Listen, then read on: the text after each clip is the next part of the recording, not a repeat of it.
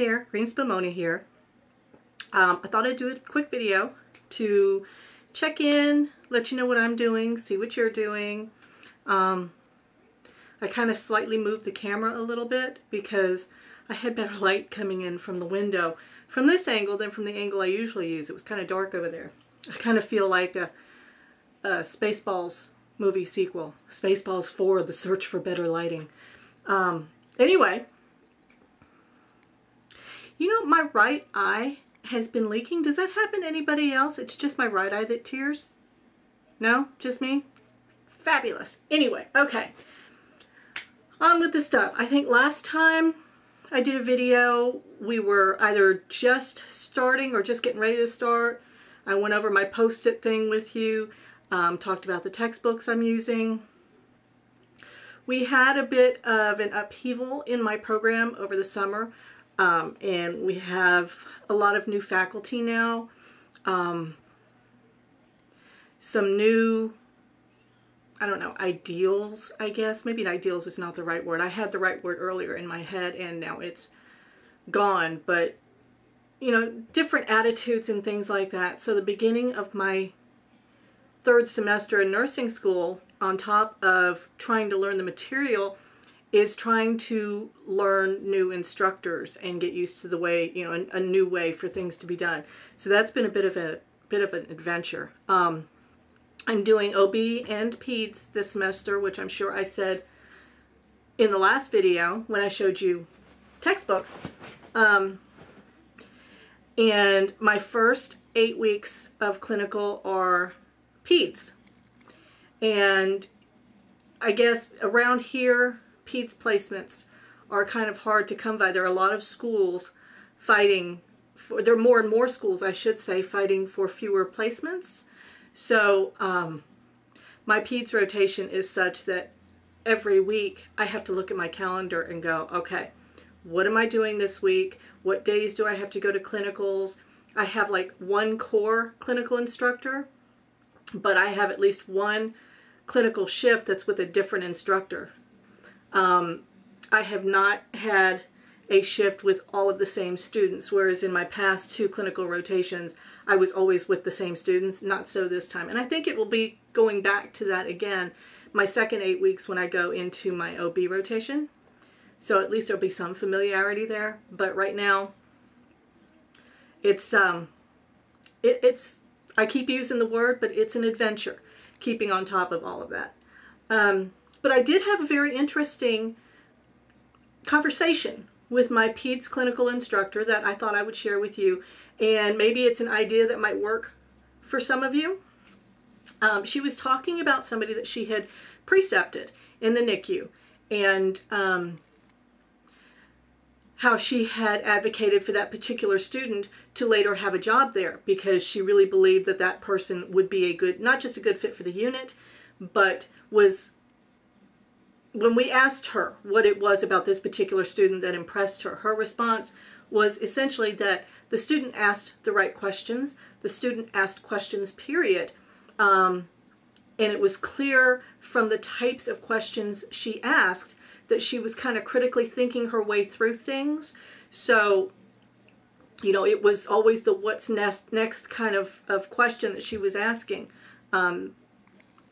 So anyway, what she had talked about with us is the fact that as nursing students, you know, we're taught in foundations, or at least in our program we're taught in foundations how to do vital signs.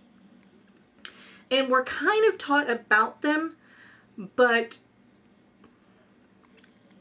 not really as critically as they probably should be gone over. And then you reach a point in nursing school, you know, it's like right now in PEDS, we are told the nurses have to get their 8 a.m. vitals, but we get the noon vitals. You know, we get the 10 a.m. and noon INOs.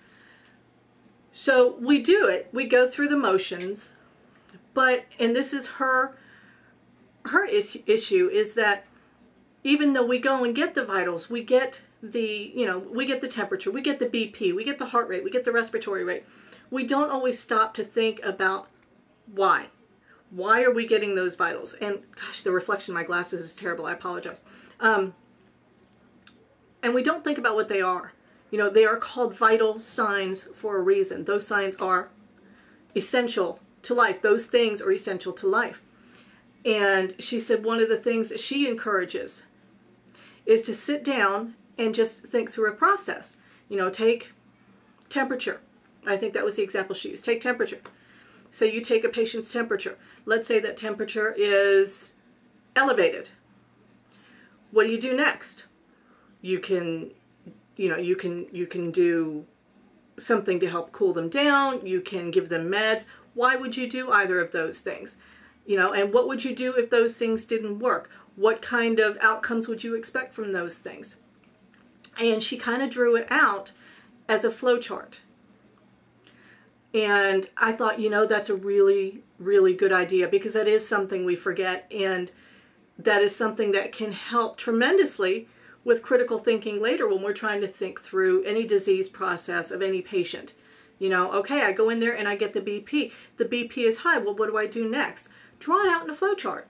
So I went online and hit a search engine, and I actually searched for, I think, concept mapping software, but it turned out that what I was really looking for was mind mapping software, and there are some, all free, that are entirely online, and some that you can download to your PC or I'm sure your Mac, and there are some that you can download to a tablet or a phone if you so wish as apps, and they will help you set up a flow chart or a concept map or anything like that.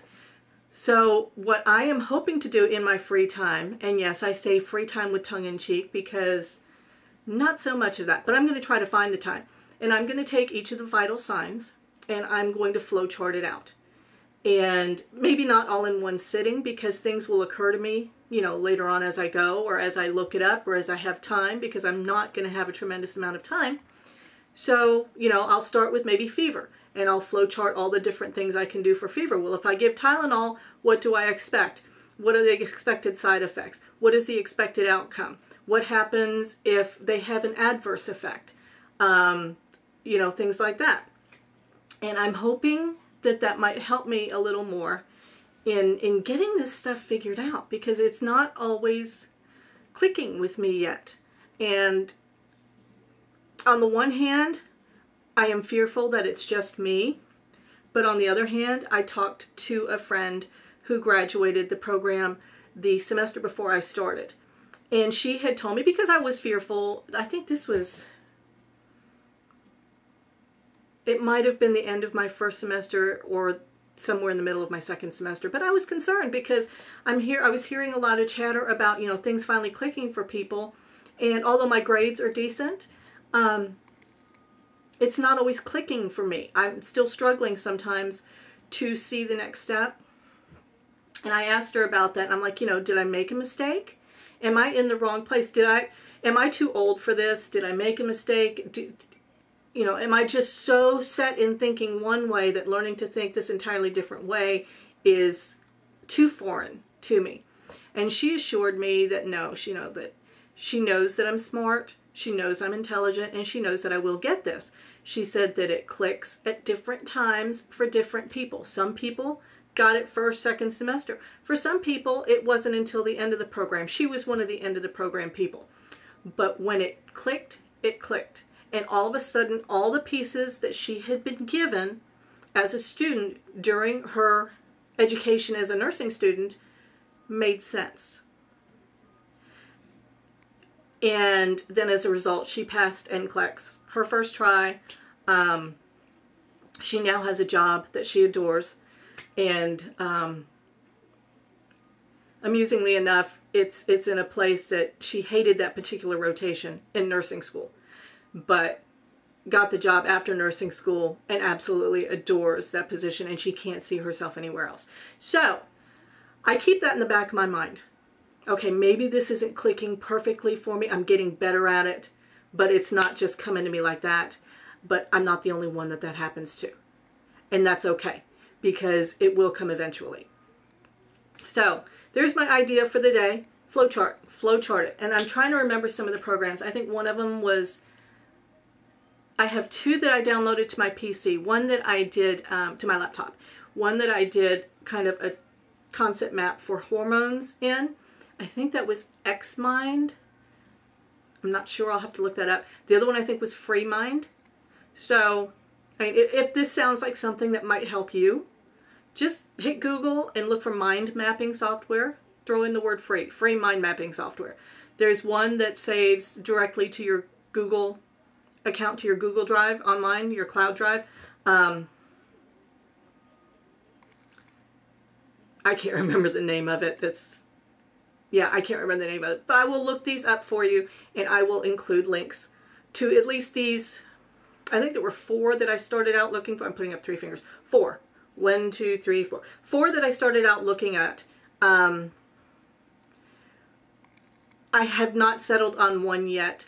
I'm still trying them all out to see which one I feel most comfortable with and which one I think suits my needs best. You would have to do the same. But give it a try. If you think it'll work for you, give it a try and let me know how it does work for you. I would be interested in hearing that. And I'm going to leave you with that because I have a paper that I have to finish writing and have submitted by tomorrow evening. I've got my rough draft done. Actually, I think it's about close to done. I'm just going to go over it one more time and then submit the sucker. And I got to prepare for a lecture on Tuesday. So, yeah, let me know what you're doing. Let me know how your program's going. Or if you're not in your program yet, let me know how your prerequisites are going and what you're planning on. And as always, hello to my new subscribers. Unfortunately, I have not gone on there and done the thank yous. It gets harder and harder during the semester, and I do apologize for that. I just don't get online as much as I used to. But anyway, thank you to my new subscribers. Hey there to my, I don't want to say old ones, that sounds terrible. But hey there to those of you who have stuck with me this long. And I thank you for subscribing. I thank you for watching. I thank you for commenting and for liking. And I'll see you soon. See ya.